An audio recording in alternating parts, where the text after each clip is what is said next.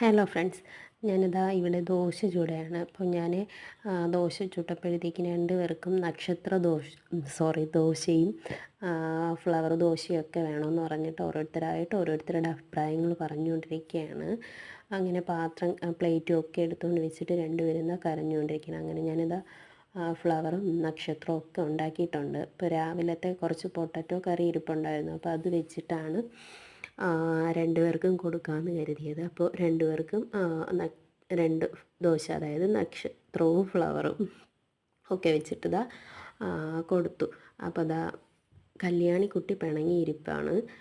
കണ്ണകി ദോശ കഴിക്കുന്നുണ്ട്. കൊച്ചു T V ഇട്ട് കൊടുക്കാത്തതിനാണ് പിണക്കം. അങ്ങനെ കണ്ണകി ദോശ കഴിച്ചു. പിന്നെ വന്നിട്ട് ഉച്ചയ്ക്ക് ഉണ്ടാക്കിയ കിച്ചടി ഇരിപ്പുണ്ടായിരുന്നു. അപ്പോൾ അതും കൂടെ വേണമെന്ന് പറഞ്ഞിട്ടായിരുന്നു